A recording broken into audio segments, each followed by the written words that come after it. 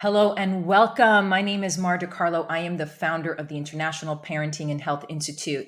And today I am so happy to be with all of you on this live stream because I have a very special guest, a very special woman.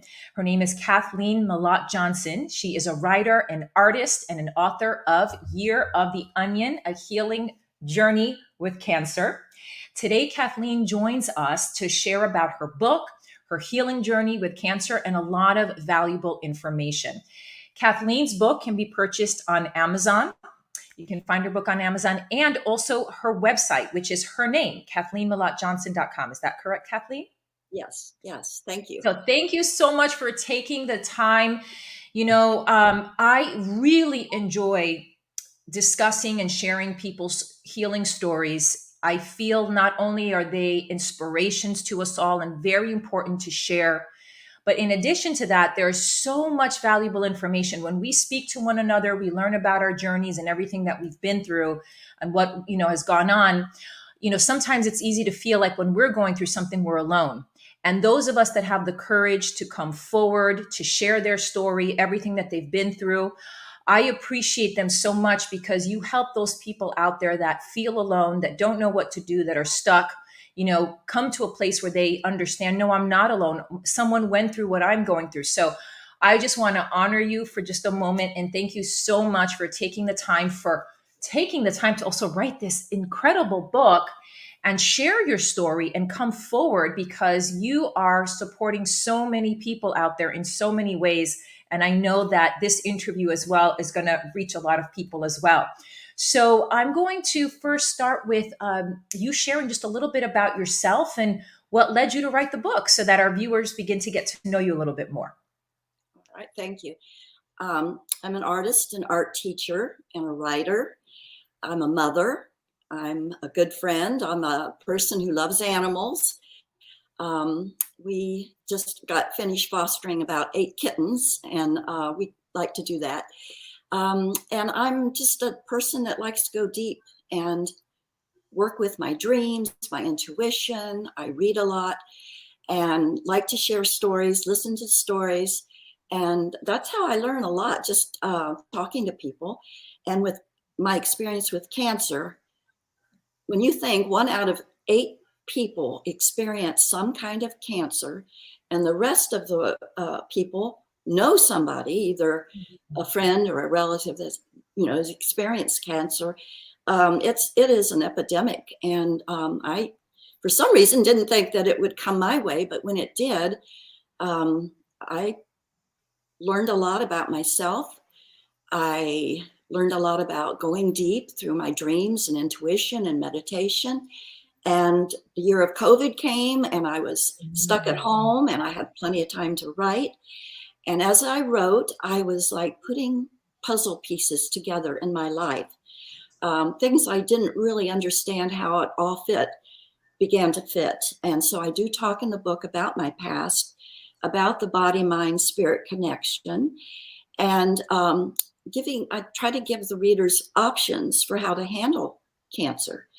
So that's how it started. It was written during 2018, 2019 is when I had cancer. And then my book came out this summer. And it was about a year of writing it. And because that's pretty much, I had a lot of time. So most books you don't get them done in a year, but I did. And my hope is that by sharing my story and giving people options and talking about walking the middle path between the medical model and the soul model, which is your intuition, dream work, meditation, going deeper, reflecting, all these synchronistic things, that it will really help people not be so frightened, not to feel like they're not supported. I felt that what I chose was just right for me at my age, at where I'm at with my studies and spirit and all the different things that I've been through in my life. It was the right choice. So. Thank you. I'm very moved by how you have been showing up. You went through this diagnosis and having that diagnosis come people's way, for many people, they immediately shut down, right? Which is natural. They go through somewhat of a grieving process because for a lot of people, once they get that diagnosis, it becomes like a death sentence. A lot of people automatically assume, okay, this is it, right? Because this is how many, unfortunately, people, the results have turned out. But for you, it turned into something very empowering. So when you first went through that, when you were given this diagnosis and you went through that, what came through you? I'm sure our viewers want to know what came through you that allowed you to go to this other place with it where you knew, okay, this is what's happening to me. But then there's this deeper, more profound part of you that allowed you to move through this in such a way that empowered you, that allowed you to choose, like you said, that middle path, to stay very grounded and to say, okay, there's this medical side, but there's also this soul side. And I'm going to stay strong through this. So if you could share with us a little bit about that. Thank you. I'm going to show the cover. This onion, and that's why I named it the Year of the Onion, a healing journey with cancer, because I chose not to do battle. I'm not a warrior type. So it was with cancer that I learned what to do.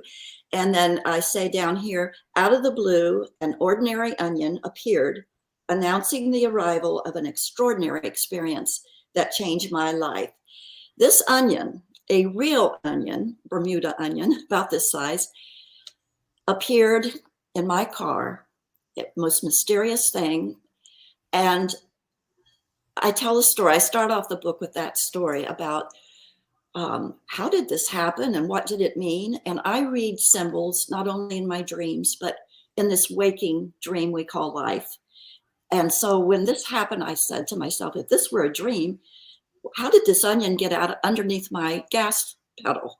And what does that mean? And what it meant to me led me on an understanding that was very assuring and very comforting that something was coming down the pike, something that was going to halt the forward movement of my life.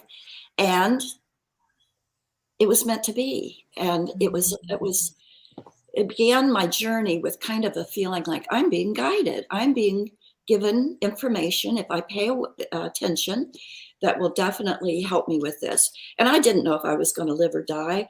I just started following the steps of what came next, and had so many interesting experiences with dreams, with just waking up and seeing on a bread wrapper a message. I can't even remember what was the one thing I got about something about anything is possible in life. And then I would be behind a dump truck and it would say something, or somebody would say something to me. And so I got really, cancer will put something in you to really wake you up. And I was terrified, and yet I was kind of fascinated by all the guidance that was around me. And I think that's the most important thing in my book is we are supported. There is guidance coming, and we're surrounded by guidance in symbols, in dreams, in our intuition. And I just want everybody to pay attention and not go to sleep. We're hypnotized in life. We get up, we do the same thing, we go to the same job. We just kind of forget. This TikTok world takes over, and we forget that we have this depth of knowledge. Intuition is our sixth sense to cultivate. Meditation. There's so many books out there. And in fact, I have a recommended books to read in the back about books that really helped me. And so that's the way I got through it, I would say, because it was a mystery. For 4 months, they did not know what kind of cancer I had.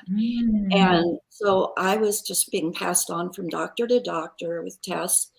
And it was only through the second trip to Mayo Clinic that I found out.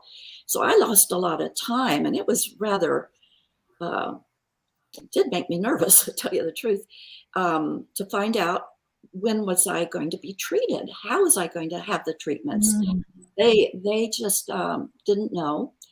And when I finally got going, I did not want to go the chemotherapy route, but I did have radiation. I did Mhm. have wonderful doctors. I did have a lot of friends and my minister and just a lot of inner resources that helped get me through, plus a conviction that the mind, the body, and the soul are interconnected, and you have to work with all three. You don't have to, but I chose to. You And chose. they're all, interrelating with each other. So the meditation helped, the dream work helped, the reflecting, the writing. I did some artwork about it. And then I started getting ahas. And I said to myself, oh my God, this is wonderful. I'm starting to understand why cancer came into my life. That's beautiful. Thank you. You know, a few points that you made that I want to expand upon with our viewers because they are so valuable is number one, when cancer came your way, you decided, as you had mentioned and is in your title, it is a journey with cancer, not resisting cancer, right? There's the F cancer movement that's out there. There's a lot of battling going on.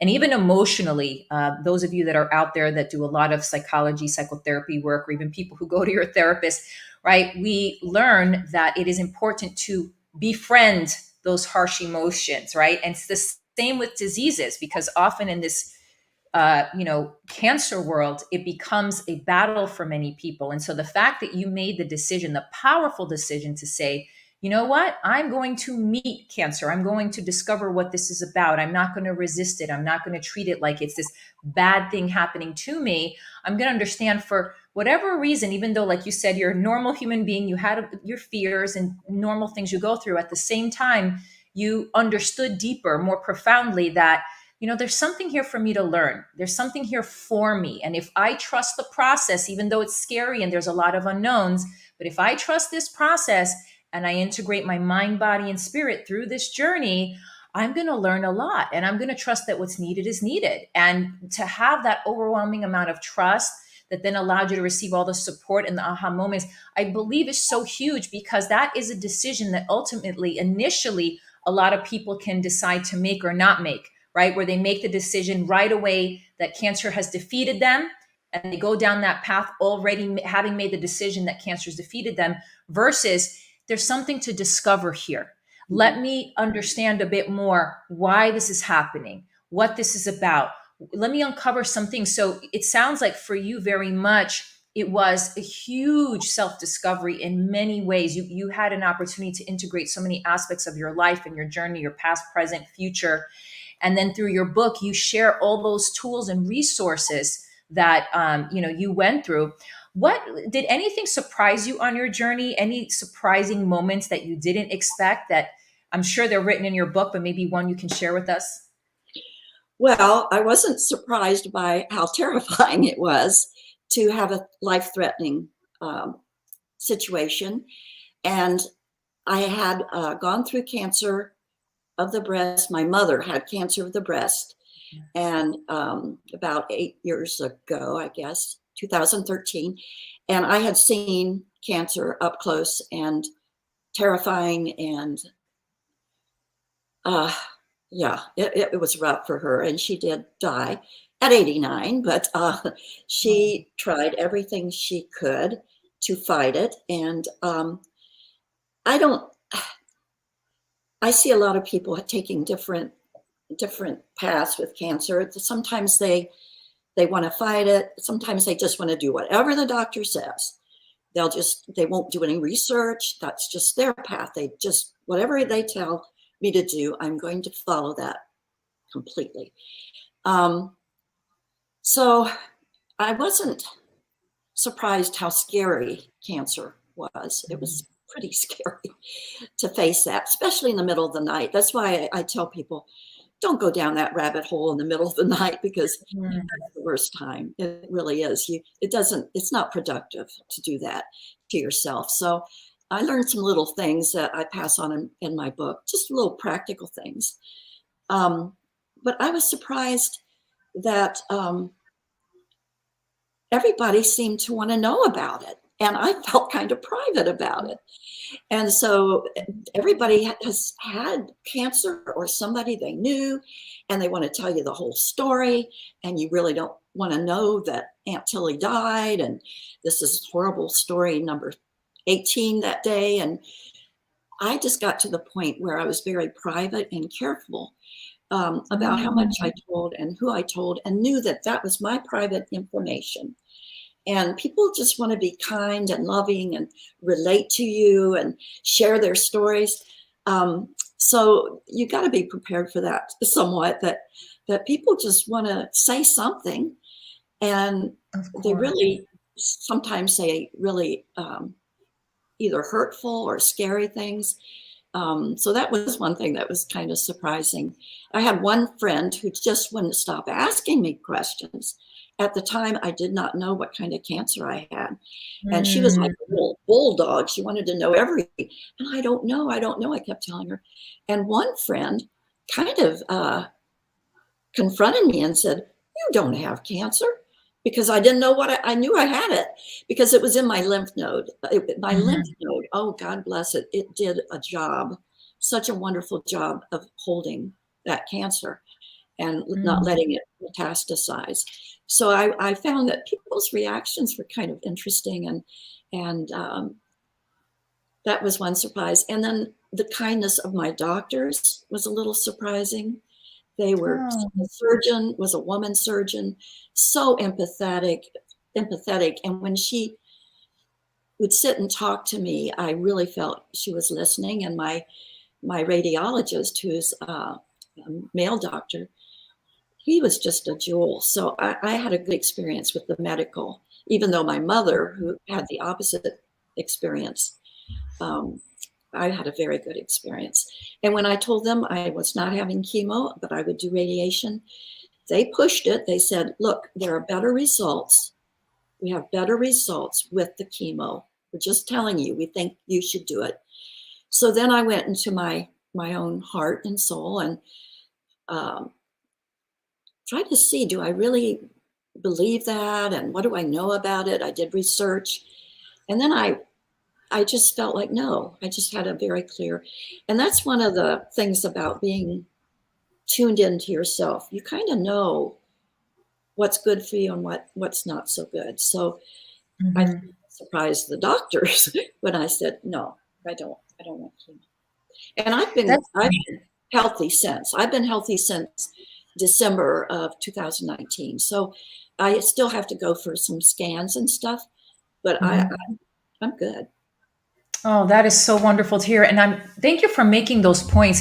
That really is something most people would not often consider, because once they get a diagnosis, the last thing they're probably thinking is, oh, how are people going to react to me? What are they going to say? And you have such a great point in that, take a step back before you start sharing all this information, because it can be not only overwhelming, but also distract you from the space you need to take to really reflect on what's happening to you. So before you even have an opportunity to digest what's happening, to reflect, to sit with what decisions you have to make, to tune into your inner guide, you've got all these people coming at you left and right, taking up your time. And as you said, many of them mean very well. They just are interpreting it from their own perspective, and as a result, they're just doing what they do.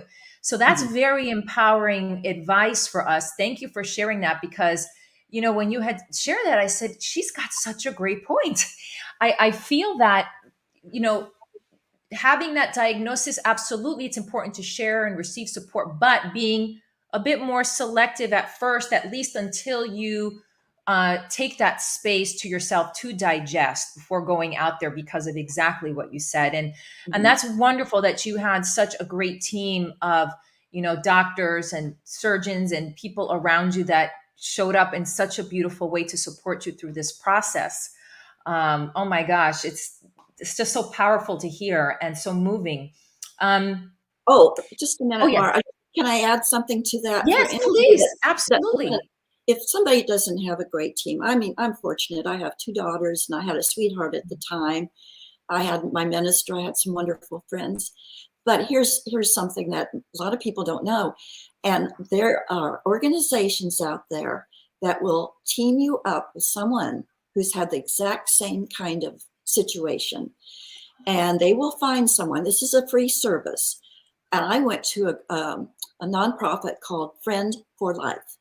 So no matter where you live, they will get someone teamed up with you who's had a very similar experience. And that person will either call you, or the woman I was teamed up with was in Kentucky, and I'm in Charleston. So she would email me, check in with me, and help me understand from her perspective what she went through and how she handled it. And that is for anybody out there who wants help, and maybe you don't have someone. Friend for Life, other organizations, it's free, and you can have somebody that will be by your side. Oh, thank you for that. Oh, I know many of you out there really will thrive from not only this whole interview, but hearing this resource. So thank you, Friend for Life. You know, we get so inundated on a daily basis, like you said, the TikToks, the Instagrams, all this social media, and regular media, the news. There's so many positive things out there, and we get so inundated with all this stuff that's happening that's not so positive. And every time someone shares with me these resources, and I go, you see, the world is an incredibly beautiful place. There's so many good people. There's so many people out there helping one another, doing good things for one another. We just need to keep hearing it more and more because it's out there and it's tremendous. So thank you for that. Oh my gosh, Friend for Life. Um, I want to learn also. I know that you you dive really deep into this in your book, and so of course our viewers will go ahead and purchase your book to get those details. But just overall, you know, what is a whole brain perspective for our audience to know? What does that mean for middle right? You explained it a little bit. Of course, you know, you welcome the medical side, you welcome the soul side, but what does that actually mean? You talked a little bit about the intuition for someone. Um, if someone is in that place of fear, which is naturally so, we all, you know, going through that situation naturally will face that fear. Can someone say, all right, how can they tap in? How can they invite in that whole brain perspective? Well, just give you a quick overview of the brain. For most people, the left side of the brain is linear, sequential, logical, likes words, likes strategy, likes to do things in a certain order, likes to go to the grocery with a to-do list and cross it off. You know, they more of an organized mind. The right brain is emotion, the spirit, the poetic, the intuition, the seeing the whole picture and connecting the dots, not sequentially, but they get it done, but it's a whole different. So that's why sometimes if you're around somebody that's very left brain, like I was married to a physicist, a scientist, very left brain. I'm an artist and a deep thinker. We couldn't do anything. We together in the same brain vibration. We'd go to the grocery and he'd want to do it his way, and I'd want to just wander around, listen to the music, dance in the aisles, see what's on the, you know, what's the, you know, and so we drove each other nuts. But anyway, so that's a little bit about the brain. For most people, that's how it works. So I'm advising people to make their decisions using the whole brain because both are valuable. So you can ask yourself certain questions. I have a chapter on questions to ask your doctor. Just take that list of questions and research you've done, and I tell you how to do it and how to ask. And some doctors, if they're crabby about it, you can always say, well, I'll give you some time and then I'd like answers. And if they don't want to give you answers, you might want to find another doctor because it's your body, it's your life, you deserve answers. So I have a whole chapter on questions that would really prepare you better for surgery, for what's going to happen, for the expertise of your doctor, the hospital you're going to be in, how you're going to feel afterwards, what you're going to need. The decisions can be taken with left brain considerations, and right brain. The right brain, and I Yes. talk about that too. I give you some exercises to kind of help you get into the right brain, such as how does all this feeling to you? Can you write about it? Think about it in a more not a logical way, but how's my body feeling? How's my intuition? Mhm. Um, Maybe I can even draw how I'm feeling, just an abstract scribble, and just think Mhm. about, is that how I'm feeling? How can I get to a better place? You could also look at a healing image. It might be anything from Mother Teresa, or a flower, or something peaceful, just to settle yourself down. The right brain loves images and symbols. The right brain likes to meditate. The right brain likes to talk in a deep way, not worrying so much, but just letting feelings flow to somebody who gets you. And hopefully you have Mhm. somebody like that in your life, or you can get a friend for life. Yes. Um, you might get a spiritual counselor. Sometimes even hospitals have people on staff who will talk to you, and that's wonderful. Um, Now, I've belonged to a dream group for the past 35 years, different ones as I've moved around. Mhm. Your dreams are going to pop up. That's from Mhm. usually the right brain. That is you're recycling, or not recycling, but you're formulating, you're going deep, you're looking at how you really feel about things, and being in a dream group and talking to people about the images that are Mhm. popping up for you. That is wonderful, wonderful, and helpful. And that is from the right brain. And you can just start paying attention. I guess that's the main thing of this whole book, is to wake up. There is guidance all around you. And that is such a wonderful thing, to know Yes. that we are supported. And we go through life with blinders, but my God, and especially when was going through the cancer and the treatments, 33 radiation treatments, um, Mm. I was able to feel so much love from people, even in the doctor's offices. Somehow I was opening up to love, and I found it Mm. everywhere. I just found love was just floating around, and it's there for everybody. It's Mm. you pay attention, and you just take those blinders off, and you just get into an open.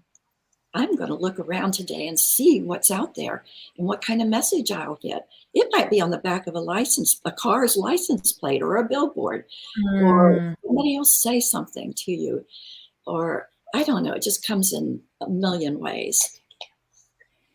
Yes. So every person has usually one side a little bit more dominant than the other, or both. Some I know, like myself, I actually have more. They're more equal. Believe it or not, my left and right work very equally, which is why I do the work that I do.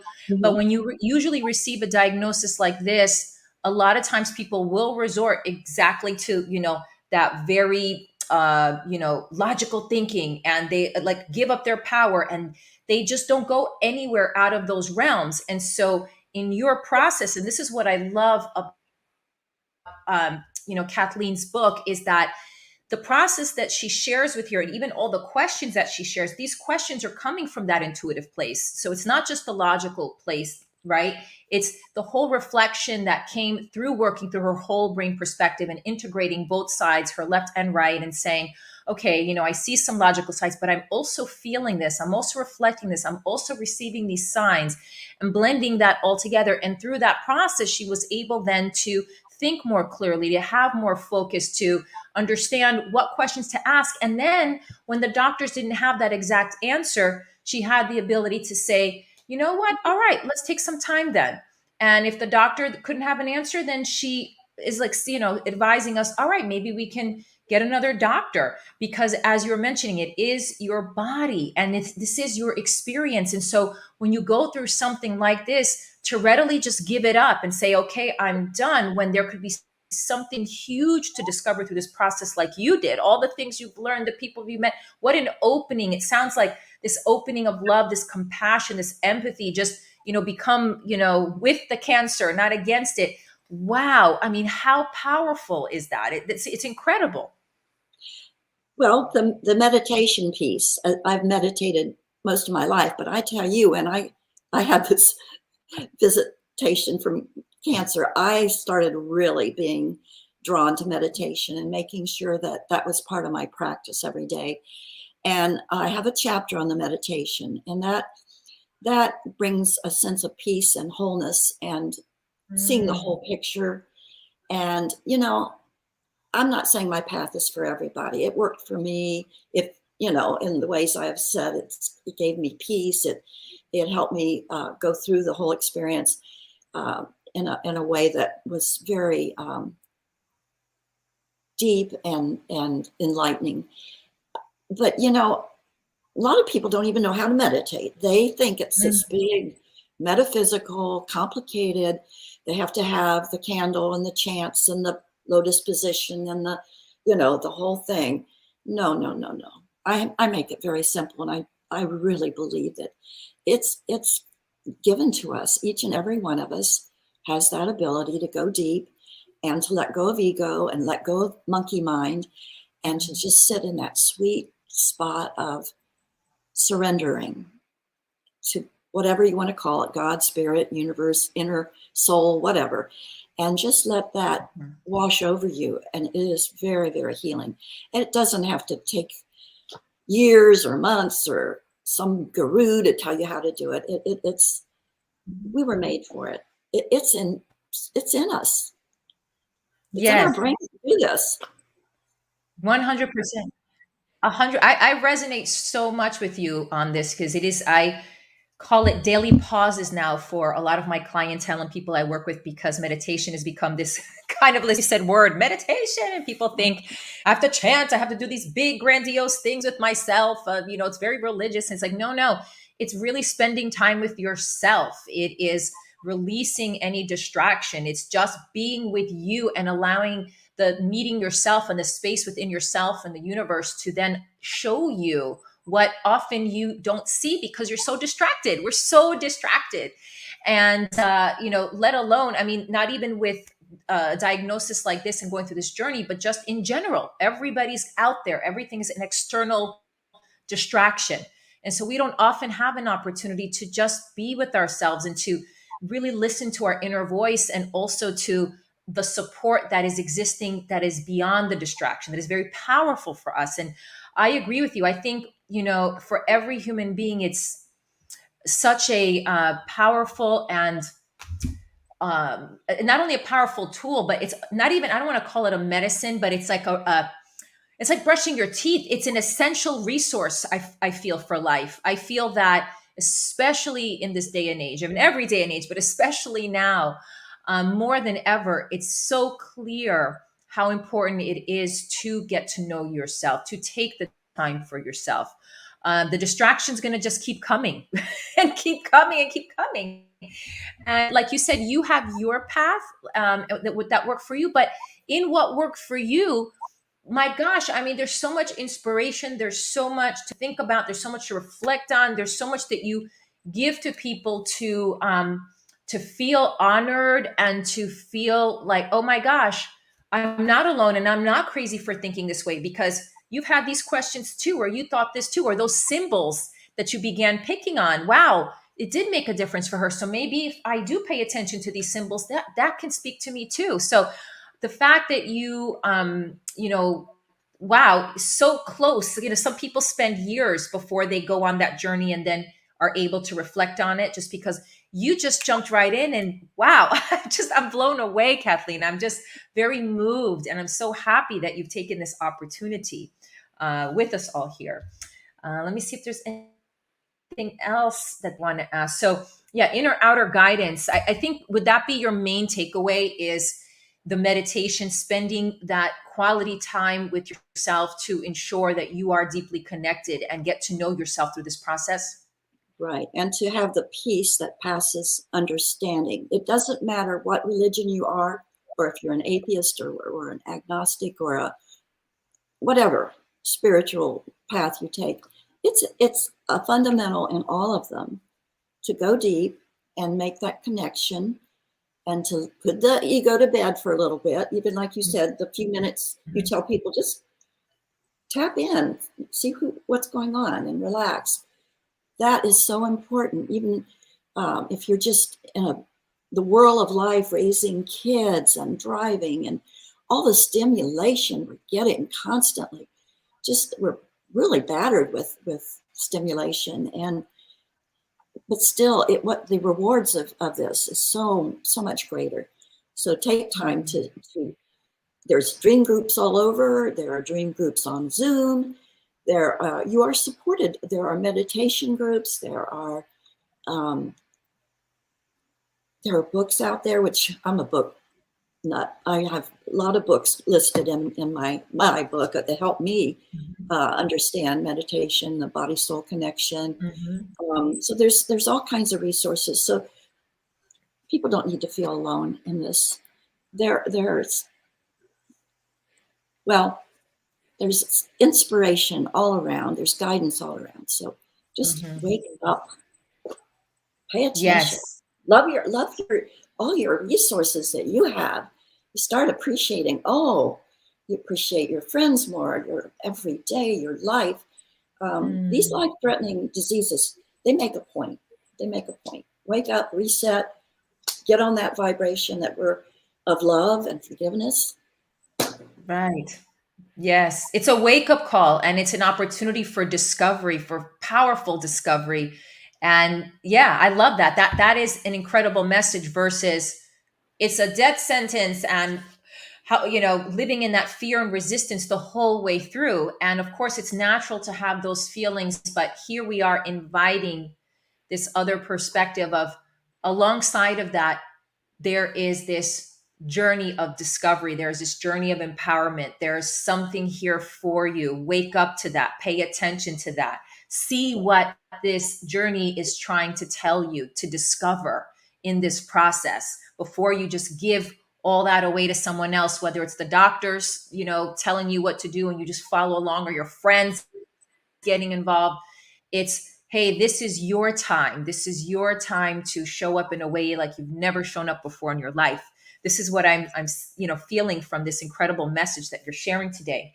So it's Year of the Onion, a healing journey with cancer. Are there any other stores or bookstores or online stores, or is it just Amazon.com?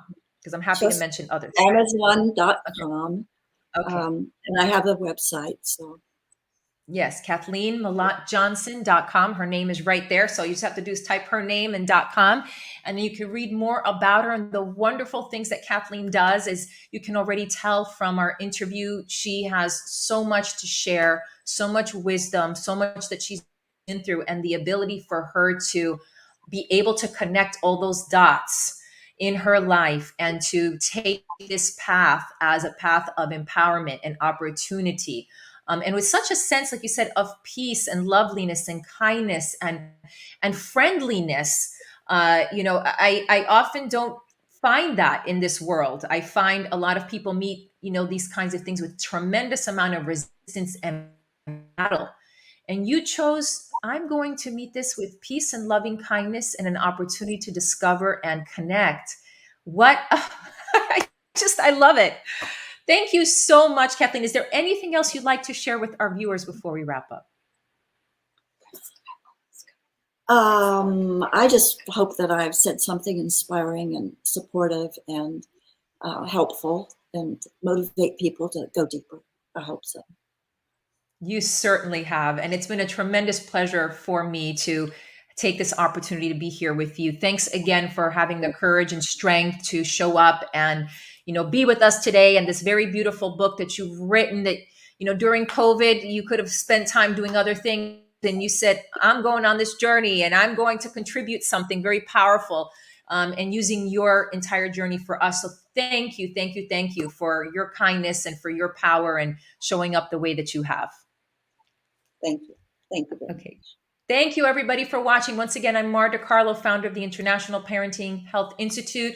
I will have more interviews, much more for you. If you have any comments, insights, you want to see more, you have questions, please let me know in the comments. And I look forward to being with all of you again. Thank you very much.